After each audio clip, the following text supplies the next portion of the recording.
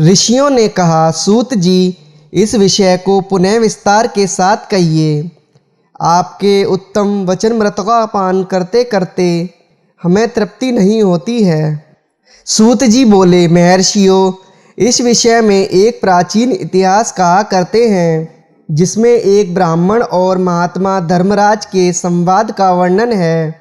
ब्राह्मण ने पूछा, धर्मराज, धर्म और अधर्म के निर्णय में आप सबके लिए प्रणाम स्वरूप हैं, अतः बताइए, मनुष्य किस कर्म से नरक में पड़ते हैं तथा किस कर्म के अनुष्ठान से वे स्वर्ग में जाते हैं। कृपया करके इन सब बातों का वर्णन कीजिए। यमराज बोले, ब्राह्मण, जो मनुष्य मन, वाणी तथा क्रिया द्वारा धर्म से विमुख और विष्णु भक्ति से रहित है, जो ब्रह्मा, शिव तथा विष्णु को भेद बुद्धि से देखते हैं, जिनके हृदय में विष्णु विद्या से विरक्त हैं, जो दूसरों के खेत, जीविका, घर, प्रीति तथा आशा का उच्छेद करते हैं, वे नरकों में जाते हैं। जो मूर्ख जीविका का कष्ट भोगने वाले ब्राह्मणों को भोजन की इच्छा से दरवाजे पर आते देख उनकी परीक्षा करने लगता है, उन्हें तुरंत भोजन नहीं देता, उसे नरक का अतिथि समझना चाहिए। जो मूढ़, अनाथ, वैष्णव, दीन, रोगातुर तथा वृद्ध मनुष्य पर दया नहीं करता, जो पहले कोई नियम लेकर पीछे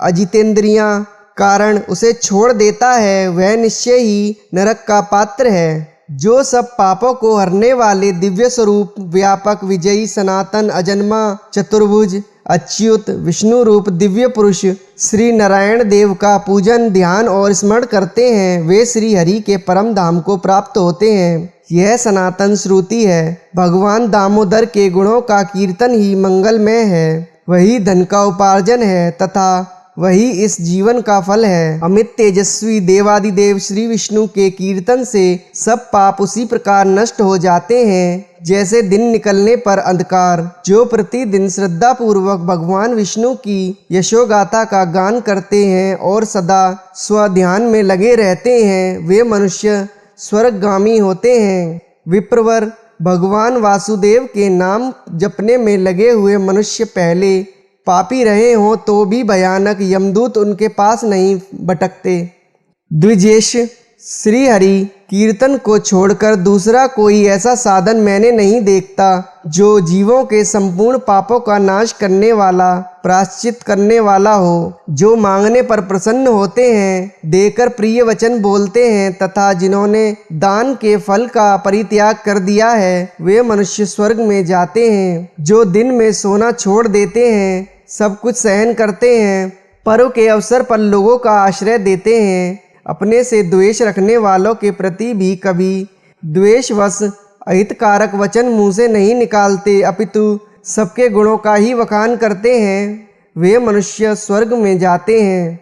जो पराई स्त्रियों की ओर से उदासीन होते हैं और सत्वगुण में स्थित होकर मन, वाणी अथवा क्रिया द्वारा कभी उनमें रमण नहीं करते, वे मनुष्य स्वर्गगामी होते हैं। जिस किसी कुल में उत्पन्न होकर जो भी दयालु, यशस्वी, उपकारी और सदाचारी होते हैं, वे मनुष्य स्वर्ग में जाते हैं। जो व्रत को क्रोध से, लक्ष्मी को डाह से, विद्या को मान और अपमान से, आत्मा को प्रमाद से, बुद्धि को लोभ से, मन को काम से तथा धर्म को कुसंग से बचाए रखते हैं, वे मनुष्य स्वर्गगामी होते हैं। विप्रवर, जो शुक्ल और कृष्ण पक्ष में भी एकादशी को विधि पूर्वक उपवास करते हैं, वे मानव स्वर्ग में जाते हैं। समस्त बालकों का पालन करने के लिए जैसे माता बनाई गई है तथा रोगियों की रक्षा के लिए जैसे औषधि की रचना हुई है, उसी प्रकार संपूर्ण लोकों की रक्षा के लिए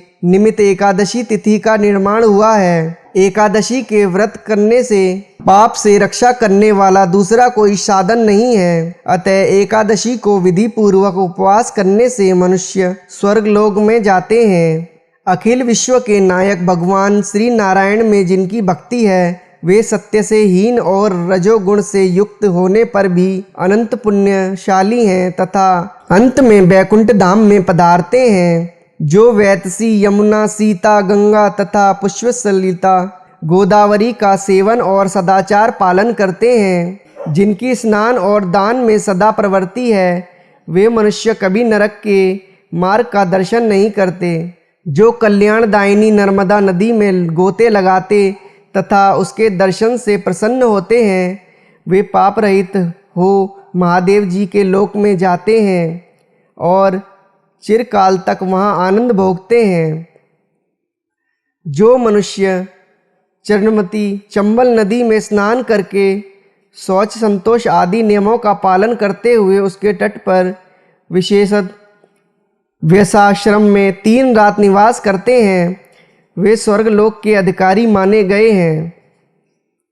जो गंगा जी के जल में अथवा प्रयाग, केदार खंड, पुष्कर, व्याश्रम अथवा जो सौभाग्य से मृत को प्राप्त हुए हैं अथवा मृत्यु काल में जिनके मुख से हरि इन 2 अक्षरों का उच्चारण हुआ है, वे सभी भगवान श्री हरि के प्रिय हैं। विप्रवर जो द्वारकापुरी में 3 रात भी ठहर जाता है, वह अपनी 11 इंद्रियों द्वारा किए हुए सारे पापों को नष्ट करके स्वर्ग में जाता है। ऐसी वहाँ की मर्यादा है। वैष्णव व्रत एकादशी के पालन से होने वाले धर्म तथा यज्ञ आदि के अनुष्ठान से उत्पन्न होने वाला धर्म, इन दोनों को विधाता ने तराजू पर रखकर तौला था। उस समय इनमें से पहले का ही पलड़ा भारी रहा। ब्राह्मण जो एकादशी का सेवन करते हैं तथा जो अच्युत अच्युत कहकर भगवान का नाम कीर्तन करते हैं, उन पर मेरा शासन नहीं चलता। मैं तो स्वयं ही उनसे बहुत डरता हूँ। जो मनुष्य प्रत्येक मास में 1 दिन अमावस्या को श्रद्धा के नियम का पालन करते हैं और ऐसा करने के कारण जिनके पितर सदा तृप्त रहते हैं, वे धन्य हैं, वे स्वर्गगामी होते हैं। भोजन तैयार होने पर जो आदर पूर्वक उसे दूसरों को परोसते हैं और भोजन देते समय जिनके चेहरे के रंग परिवर्तन नहीं होता, वे शिष्ट पुरुष स्वर्गलोक में जाते हैं। जो मृत्यु लोक के भीतर भगवान श्री हरि नारायण के आवास स्थान बदरिकाश्रम में और नंदा सरस्वती के तट पर 3 रात निवास करते हैं, वे धन्यवाद के पात्र और भगवान विष्णु के प्रिय हैं। ब्राह्मण जो भगवान पुरुषोत्तम के समीप जगन्नाथपुरी में 6 मास तक निवास कर चुके हैं, वे अच्युत स्वरूप और दर्शन मात्र से समस्त पापों को हरने वाले हैं। जो अनेक जन्मों में उपार्जित पुण्य के प्रभाव से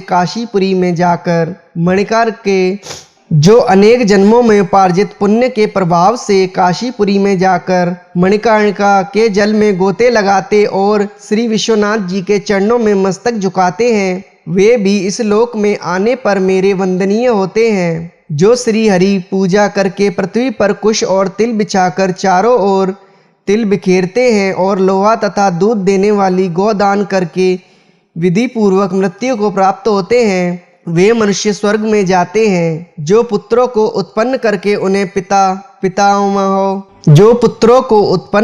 उन्हें पितामह के पद पर बिठाकर ममता और अहंकार से रहित होकर मरते हैं, वे भी स्वर्गलोक के अधिकारी होते हैं। जो चोरी डकैती से दूर रहकर सदा अपने ही धन से संतुष्ट रहते हैं तथा अपने भाग्य पर ही निर्भर रहकर जीविका चलाते हैं, वे मनुष्य स्वर्गगामी होते हैं। जो स्वागत करते हुए शुद्ध पीड़ा रहित मधुर तथा पाप रहित वाणी का प्रयोग करते हैं, वे लोग स्वर्ग में जाते हैं। जो दान धर्म में प्रवृत्त तथा धर्म मार्ग के अनुयायी पुरुषों का उत्साह बढ़ाते हैं, वे चिरकाल तक स्वर्ग में आनंद भोगते हैं। जो हेमंत ऋतु शीतकाल में सूखी लकड़ी, गर्मी में शीतल तथा वर्षा में आश्रय प्रदान करता है, वह स्वर्ग लोक में सम्मानित होता है। जो नित्य नैमित्तक आदि समस्त पुण्यों में भक्ति पूर्वक श्राद्ध करता है, वह निश्चित ही देवलोक का भागी होता है। दरिद्रता, दान, सामर्थ्यशाली की क्षमा, नौजवानों की तपस्या, ज्ञानियों का मौन,